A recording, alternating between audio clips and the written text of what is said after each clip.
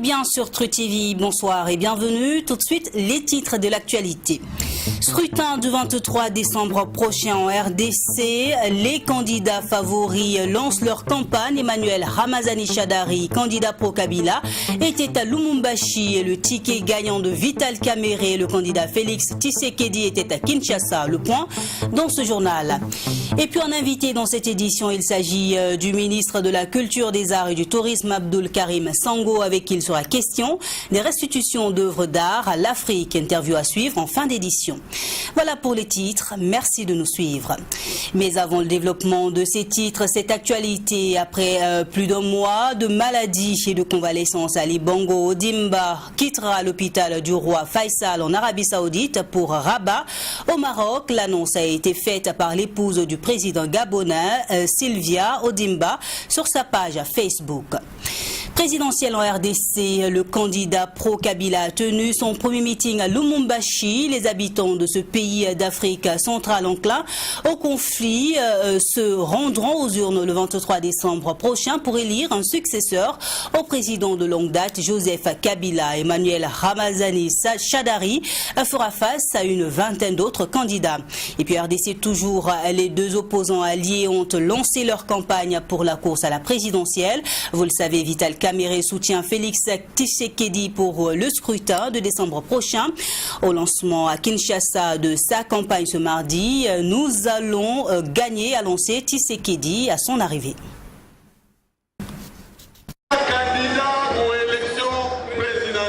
J'ai été choisi candidat à l'élection présidentielle par le président Joseph Kabila, un Katangais.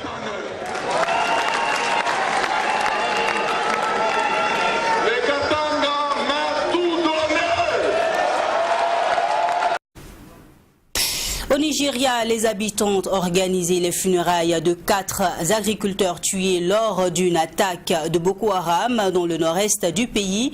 À Maïdougouri, des dizaines d'islamistes armés ont attaqué un groupe d'agriculteurs qui travaillaient dans leurs champs. Des combattants du groupe djihadiste Boko Haram ont tué 4 agriculteurs près de Maïdougouri dans le nord-est du Nigeria, selon certains témoins lundi. Des dizaines d'islamistes armés ont attaqué lundi un groupe d'agriculteurs qui travaillaient dans leurs champs près de Jidari Polo, a témoigné l'un d'eux. Cet homme âgé de 75 ans a été épargné par les djihadistes qui lui ont remis un message à transmettre aux militaires déployés dans la région, les mettant en garde contre une attaque imminente de leur position. Un autre agriculteur, Abba Mohamed, qui a échappé aux djihadistes, a confirmé l'attaque, de même que la responsable d'une milice gouvernementale de Maïdougouri. Boko Haram a intensifié ses attaques contre les agriculteurs et les bûcherons qu'ils accusent de relayer à l'armée des informations sur les mouvements des djihadistes. L'armée nigériane subit également des pertes de plus en plus importantes face aux djihadistes qui multiplient ces derniers mois les attaques de bases militaires dans le nord du Nigeria. Depuis juillet, au moins 17 attaques contre les bases militaires ont été enregistrées, quasiment toutes situées dans la région du pourtour du lac Tchad. Au moins 44 soldats ont ainsi été tués la semaine dernière à Metele, selon des sources de sécurité, apportant un nouveau démenti aux affirmations des autorités selon lesquelles les combattants de Boko Haram sont techniquement vaincus. Plus de 27 000 personnes ont perdu la vie depuis le début de l'insurrection djihadiste en 2009 et 1,8 million de personnes ne peuvent toujours pas regagner leur foyer. En Tunisie, une centaine de personnes ont manifesté contre la venue du prince héritier saoudien Mohammed Ben Salman hier lundi, alors que le prince était attendu ce mardi à Tunis dans le cadre d'une tournée à l'étranger. Une centaine de Tunisiens ont manifesté lundi soir contre la venue du prince héritier saoudien Mohammed Ben Salman, attendu mardi à Tunis dans le cadre de sa première tournée à l'étranger depuis le meurtre du journaliste Jamal Khashoggi. Aujourd'hui, en 2018, on ne peut pas accepter une telle personne qui ne croit ni aux droits des femmes, ni aux droits de la liberté d'expression, qui ne croit à rien. Donc on ne peut pas y acquérir ici en Tunisie. On La TFD est une association qui se base sur la valeur de solidarité avec les féministes dans le monde entier et dans le monde arabe en premier. Donc nous sommes ici pour dire aussi que nous sommes solidaires avec les 7 femmes défenseurs des droits des femmes qui sont incarcérées actuellement. Nous sommes contre les coups de fouet, nous sommes contre l'État religieux et l'État wahhabite que vulgarise et qu'incarne le système saoudien. Jamal Khashoggi, éditorialiste saoudien critique du pouvoir, a été tué et démembré le 2 octobre au consulat de son pays à Istanbul, un meurtre qui a terni l'image de l'Arabie saoudite, notamment celle du prince héritier accusé par la presse et des responsables turcs d'avoir donné l'ordre de l'assassiner. Mohammed Ben Salman, qui s'est rendu aux Émirats arabes unis puis à Bahreïn, est attendu ce mardi à Tunis selon la présidence tunisienne. Sa visite sera la première d'un membre de la famille royale depuis la révolution de 2011 en Tunisie, qui a chassé au pouvoir Zine El Abidine Ben Ali, réfugié depuis en Arabie saoudite. Environ une centaine de personnes ont manifesté lundi soir dans le centre de Tunis à l'appel du CNJT, de la TFD et d'une dizaine d'organisations brandissant des banderoles où l'on pouvait lire Ben Salman, criminel de guerre, ou encore bourreau d'enfants, tandis qu'un clown imitant Mohammed Ben Salman sortait des membres ensanglantés d'une valise. Les autorités tunisiennes entretiennent de bonnes relations avec Riyad. Le ministre tunisien des Affaires étrangères, tout en condamnant l'assassinat de Jamal Khashoggi, avait souligné que cela ne doit pas être une raison pour s'attaquer à la stabilité du royaume. Une tournée entamée, la première à l'étranger depuis l'affaire du journaliste assassiné Jamal Khashoggi. Mohammed Ben Salman est arrivé en Égypte. Le prince héritier saoudien a été accueilli par Abdel Fattah al-Sisi au Caire. Le président égyptien Abdel Fattah al-Sisi a défendu la stabilité et la sécurité de l'Arabie saoudite à l'occasion de la visite au Caire du prince héritier Mohammed Ben Salman ce mardi. Celui qui est surnommé MBS est arrivé lundi soir en Égypte dans le cadre de sa première tournée à l'étranger depuis le meurtre le 2 octobre dernier dans le consulat d'Arabie saoudite à Istanbul du journaliste saoudien et critique du pouvoir Jamal Khashoggi. La stabilité et la sécurité de l'Arabie saoudite font partie intégrante de la sécurité de l'Égypte, a déclaré al-Sisi. Il a affirmé au prince héritier la profondeur et la stabilité de l'alliance stratégique inébranlable entre l'Égypte et l'Arabie saoudite selon un média local.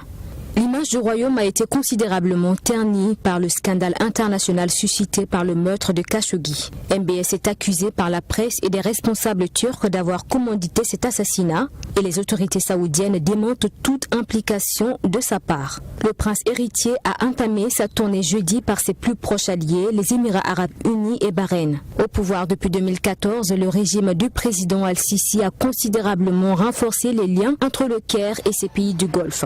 Riyad et Abu Dhabi ont soutenu financièrement le Caire après la destitution par l'armée du président islamiste Mohamed Morsi à l'été 2013. Le ministère des Antiquités a toutefois qualifié de complètement fausse une photographie relayée sur les réseaux sociaux montrant les pyramides de Gizeh illuminées aux couleurs du drapeau saoudien. Violence post-électorale du 1er août au Zimbabwe, des violences survenues après l'annonce de la victoire d'Emmerson Mnangagwa à la dernière présidentielle. Chamisa nie toute implication. Nelson Chamisa est le principal dirigeant d'opposition au Zimbabwe. Le principal dirigeant d'opposition au Zimbabwe, Nelson Chamisa, a nié lundi toute implication dans les violences post-électorales du 1er août dernier, après l'annonce de la victoire d'Emmerson Mnangagwa à la présidentielle. Interrogé par une commission d'enquête sur les événements, Nelson Chamisa, qui dirige le mouvement pour le changement démocratique MDC, a nié que les victimes aient été attaquées par ses partisans. Il a également rappelé que son parti avait souvent été dans le passé victime de la violence d'État. Aussi mauvaise qu'apparaît la situation, où nous avons perdu des vies innocentes, nous devons également comprendre que ça a mis en évidence le problème fondamental, que notre nation est brisée, que notre politique est corrompue, que la violence est au centre de notre politique. La violence ne fait clairement pas partie de notre ADN. Mes mains sont propres, ma conscience est claire, mon cœur est pur, a-t-il assuré. Nelson Chamisa a assuré également que les membres du MDC qui avaient été arrêtés ce jour-là n'avaient pas participé aux manifestations, mais s'efforçaient plutôt de compiler les résultats du vote du 30 juillet dernier. Nous n'avons pas d'armes. La seule arme à notre possession est la Constitution. La Constitution est notre arme, c'est pourquoi nous allons toujours dans les instances constitutionnelles pour essayer d'accommoder et traiter nos problèmes.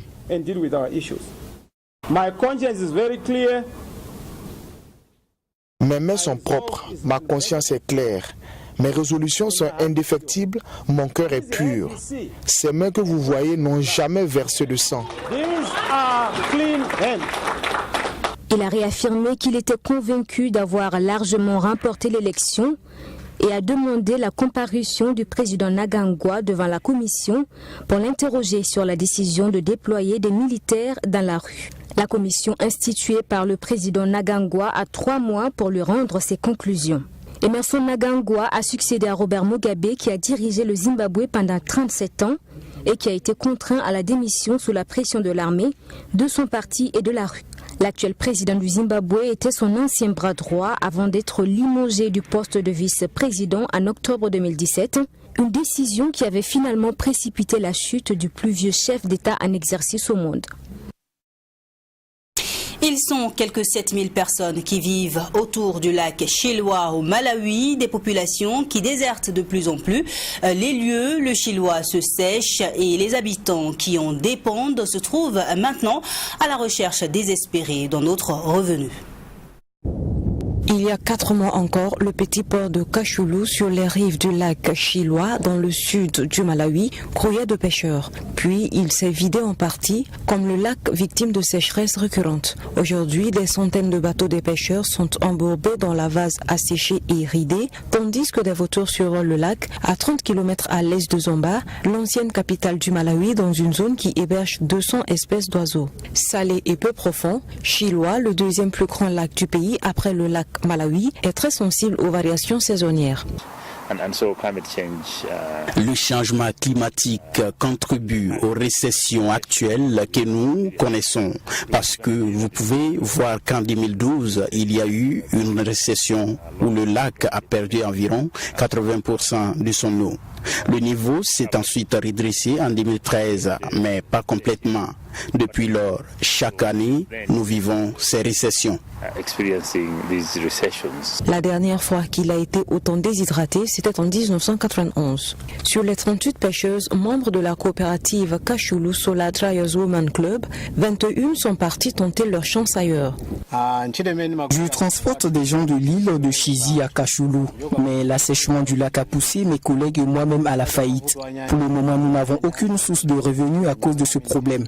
Avant que le lac ne s'assèche, j'étais capable de gagner 5000 kwacha ou plus par jour. Maintenant, nous n'avons plus rien à faire à cause de ce qui est arrivé au lac.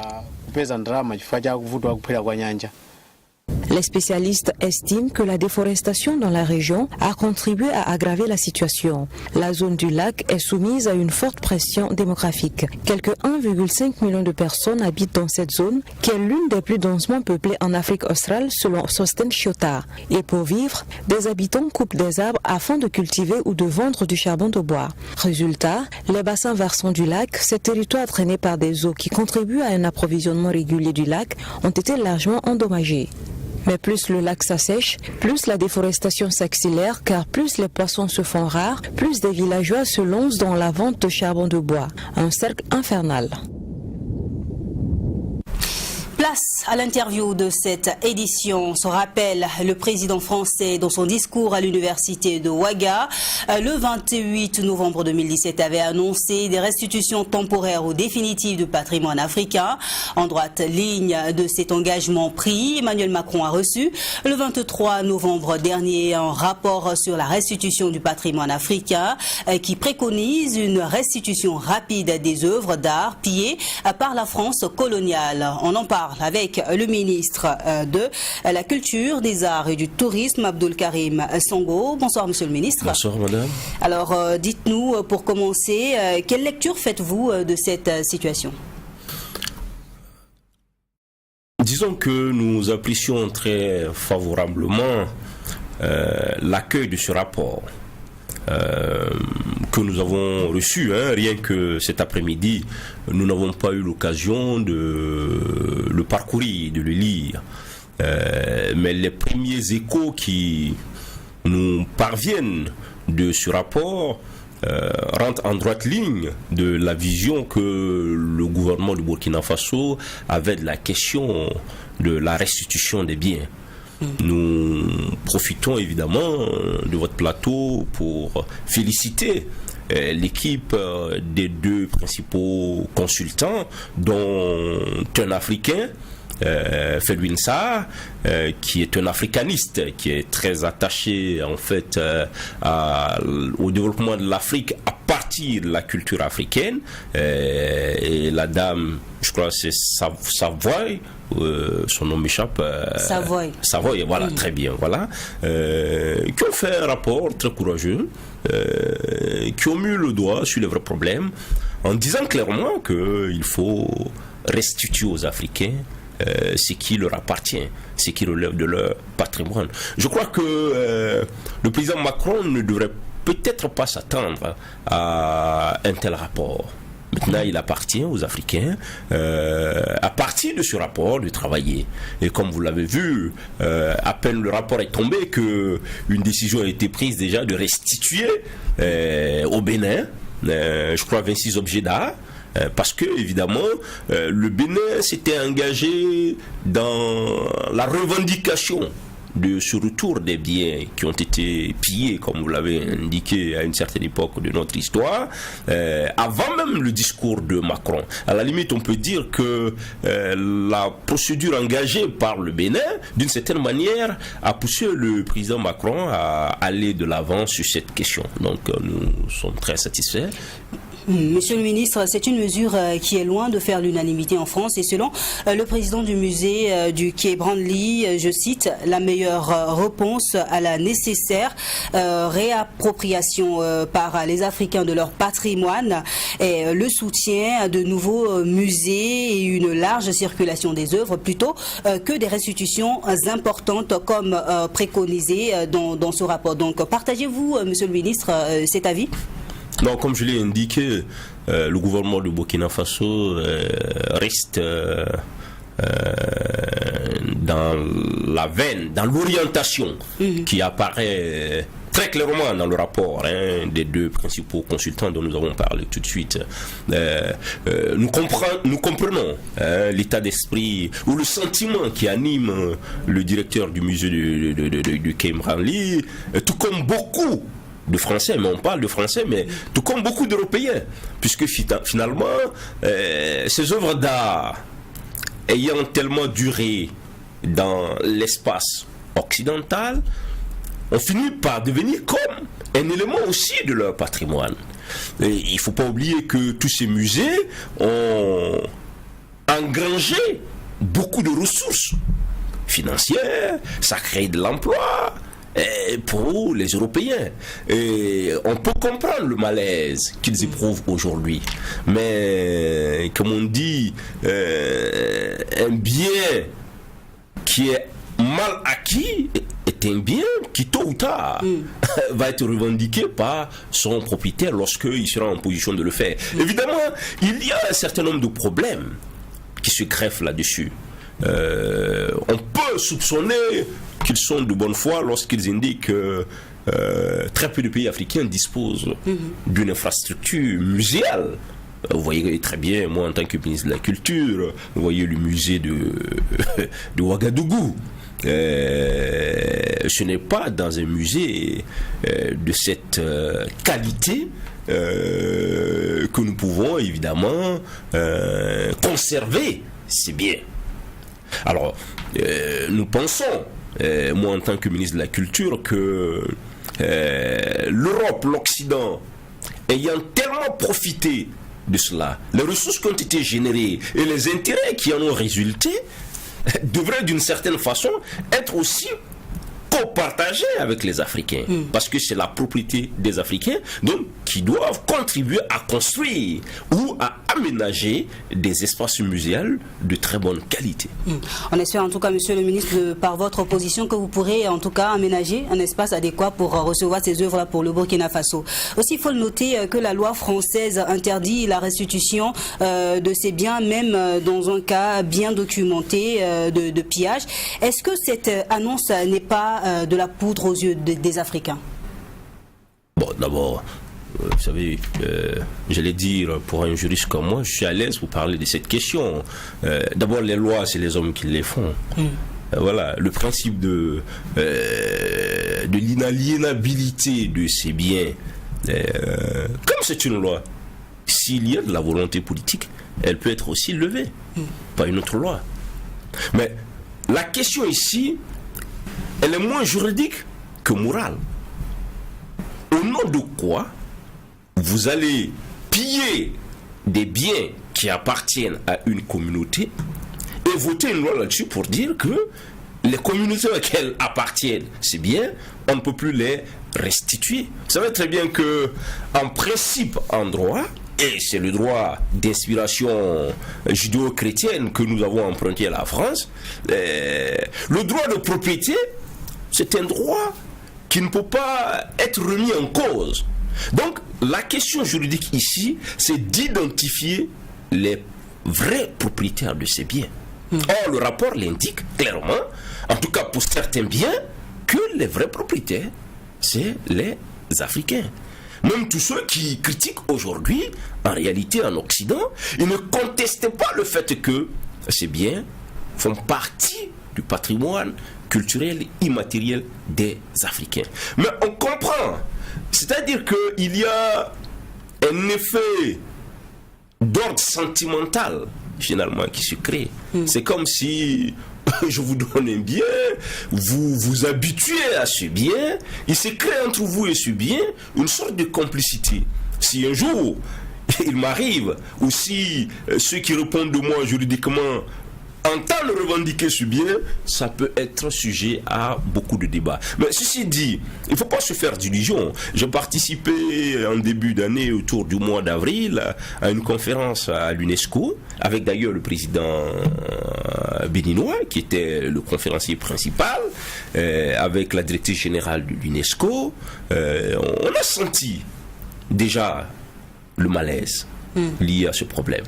J'avais dit à mes homologues africains que, en réalité, c'est un combat, encore une fois, qu'aucun pays africain ne peut gagner seul. Justement, pour le cas du Burkina Faso, est-ce qu'il y a un travail qui a été fait en amont depuis l'annonce justement de cette restitution de biens culturels? Évidemment, nous avons mis en place une équipe de chercheurs pour documenter la question d'abord. Avant d'ailleurs même que le rapport ne soit publié, cette équipe de chercheurs va rendre compte. Il y a une conférence de presse qui est prévue, je crois après-demain, jeudi, suivie en principe d'une conférence publique sur la question. Pour dire voilà dans quel sens le Burkina entend conduire cela. Mais à ce jour, nous n'avons pas encore un état précis de la question. Évidemment, on en a parlé tout de suite. Une de nos préoccupations les plus urgentes déjà, c'est de bien aménager le musée que nous avons sur place. Une seconde étape, ça va être d'identifier ces biens. Par exemple, un des biens célèbres d'ailleurs pour lequel j'ai été interpellé directement par les fonctionnaires de l'UNESCO, c'est le bien de Pobé, c'est Pobé Mengao là, du côté du Louroum. Vous avez cette statuette de la fécondité. Voilà, qui a été pillé il y a quelques années, et l'UNESCO a dit il faut que le gouvernement burkinabé introduise une requête pour qu'on aille à la recherche de cela. Donc il y a un travail qui est fait, qui certainement ne nous met pas au même niveau que les Béninois, parce que les Béninois travaillent sur ce sujet depuis au moins une dizaine d'années. Le ministre de la Culture, des Arts et du Tourisme, Abdoul Karim Songo, était l'invité de ce journal. Merci monsieur le ministre d'être venu. Merci à 3TV. Fin de cette interview et en même temps la fin de ce journal. Merci à vous qui l'avez suivi. Une édition qui a été préparée par l'ensemble de la rédaction. Restez en position. Sonia Coty vous retrouve à 20h pour une nouvelle édition.